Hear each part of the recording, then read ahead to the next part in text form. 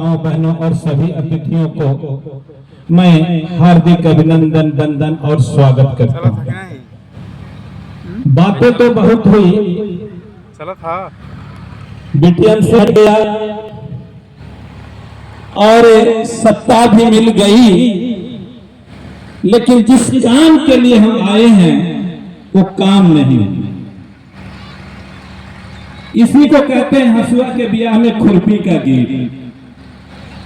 ये विषय है भगवान बुद्ध का धम्म और वर्तमान भारत।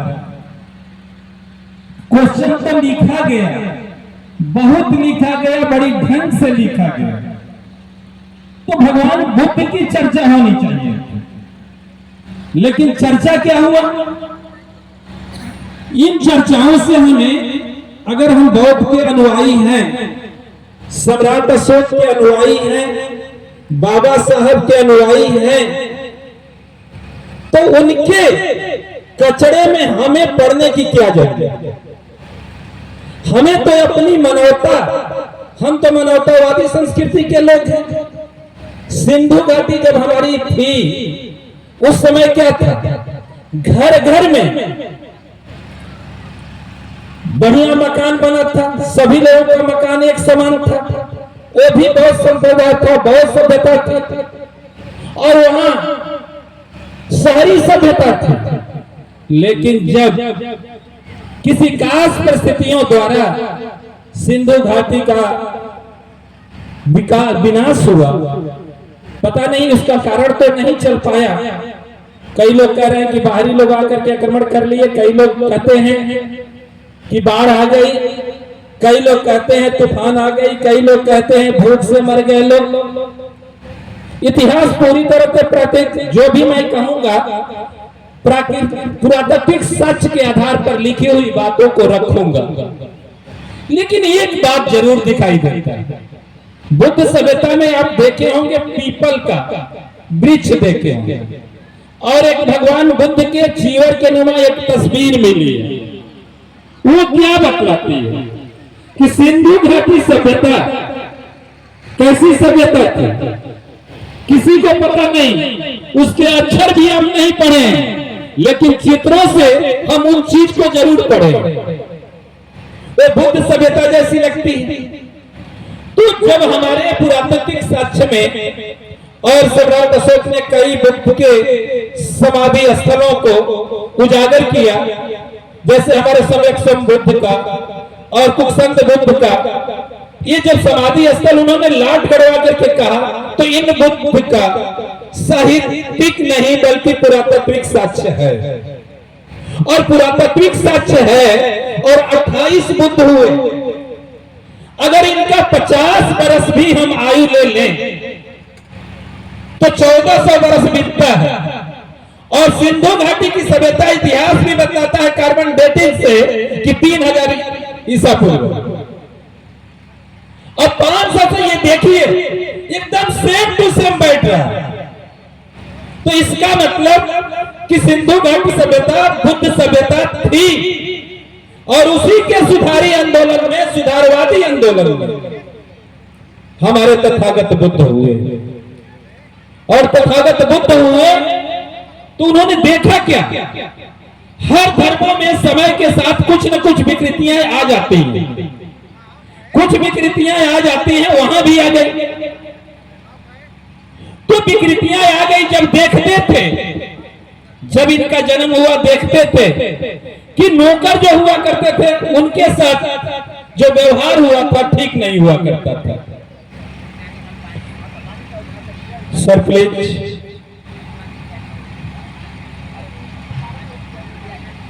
तो ठीक है, तो जो लोग कहते थे उनका जो नौकरों के साथ व्यवहार नहीं था, वो सोचते थे कि मैं गणपति का पुत्र हूं।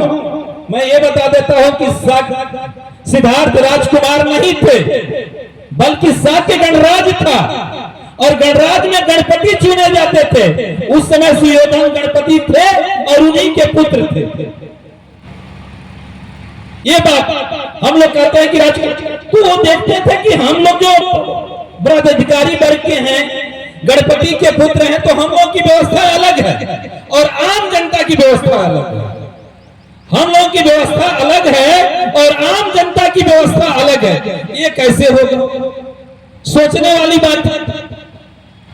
और बहुत लोग कहते हैं कि बुद्ध ने घर छोड़ा, और ये भी कहते हैं कि बुद्ध ने बिना बताए घर छोड़ा। मैथिली शरण गुप्त भी कहते हैं, सिद्ध है कि स्वामी गए ये गौरव की बात, चोरी चोरी गए ये बड़ा बेघात। तो मैं मैथिली शरण गुप्त जी से तो आज तो नहीं है, लेकिन मैं पूछना चाहता हूं कि जब बाबा साहब ने रोहिणी नदी की चर्चा करते हैं, रोहिणी नदी की जल बंटवारा का चर्चा करते हैं, और वहां साक्य सभा में यह निर्णय लिया जाता है कि जो कोनी वाले हैं, कोनी गणराज वाले, बगल में छोटे छोटे गणराज हुआ करते थे, यानी 16 जनपद के अनाज छोटे छोटे गणराज भी हुआ करते थे, लिच्छवी गणराज, मल्ल गणराज, मौर्य गणराज, ये तमाम गणराज भी हुआ करते थे। इन गणराजों में एक कोनी गणराज भी था। संजोग देखिए, साके गणराज में इनका जन्म हुआ था और कोनी गणराज में इनके मामा गांव था। अब यहाँ सभासद में ये बात हुई कि ये कोनी लोग हमेशा बदमाशी करते रहते हैं, जब न तब पानी के लिए लड़ते रहते हैं। तो कुछ साक्य सभापति जो थे कहे कि आज हो जाना चाहिए, एक तरफा लड़ाई हो जानी चाहिए, या तो पानी रोहिणी नदी का साक्यों का होगा या तो कोलियों का होगा। अभी अभी जब पुलवामा में आतंकवादियों ने हमारे कुछ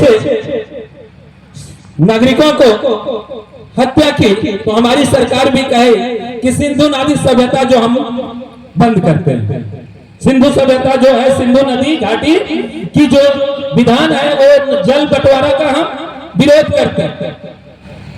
उसी तरह साक्य गणराज वाले भी कहे कि तुम लोग नीचे हो, तुम लोग को पानी देना हम बंद करते हैं। और जब ये लोग बंद कर दिए तो कोनी गणराज के लोग आए और जो पहरेदार थे उनको मार पीट करके पानी काट करके ले गए। फिर सभा हुई, फिर सभा हुई, और सभा जब हुई तो क्या हुआ? ये निर्णय लिया गया कि आज फाइनल हो जाए, सेमी मैच नहीं, आज फाइनल मैच हो जाए। कि आज फाइनल मैच हो, आज होना ही क्या चाहिए, आज एक में दो हो जाए। सभी लोग, और साक्य गणराज में जो साक्य सभासद में होते थे उस समय 18 से लेकर के 35 साल की उम्र के लोग होते थे, और इसमें इतनी एनर्जी होती थी, इतनी एनर्जी होती है कि जो किसी को कुछ नहीं समझता। ये एनर्जी भी सोच चल जाती है, उसकी भर इतिहास बदल जाता है। इतनी ज्यादा एनर्जी थी, तब कहा कि मार हो जाए। सभी लोग एक तरफ, और सिद्धार्थ ने सोचा कि हम लड़ने किससे जा रहे हैं, हम खून किससे बहाने जा रहे हैं, इसको रोकना चाहिए। तो साक्य गणराज का एक नियम था, साक्य गणराज का एक नियम था। क्या नियम था? यही नियम था कि अगर साक्य संघ की जो बात नहीं मानेगा, या तो उसे घर से निकाल दी जाएगी, या तो उसकी संपत्ति जब्त कर ली जाएगी, या तो स्वतः उसे प्राण दंड दे दिया जाएगा। यही 3 कठोर नियम थे। जब इन्होंने नहीं माना तो निर्णय लिया कि सिद्धार्थ से पूछा गया, सुगति से पूछा गया कि बताइए आप तीनों में से कौन चुनते हैं? उन्होंने कहा कि अगर मैं मर जाता हूं, मुझे मृत्यु दंड दिया जाता है, तो जो मेरे मूल सिद्धांत है कि लोग लड़ते क्यों हैं, आपस में लड़ते क्यों हैं, इसकी खोज कौन करेगा? अगर मेरे माता पिता की संपत्ति जब्त कर ली जाती है तो मेरे माता पिता, और मेरी सजा मेरे माता पिता क्यों सहेंगे?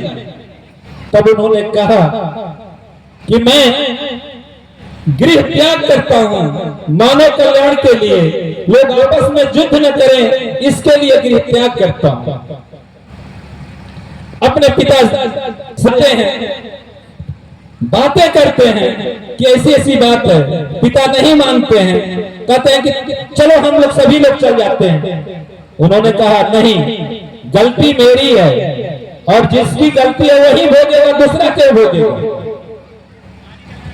अपनी पत्नी यशोधरा, जिसे कचना भी कहा जाता है, यशोधरा तो बाद में हो गया, कचना के पास जाते हैं, मुझे हेलो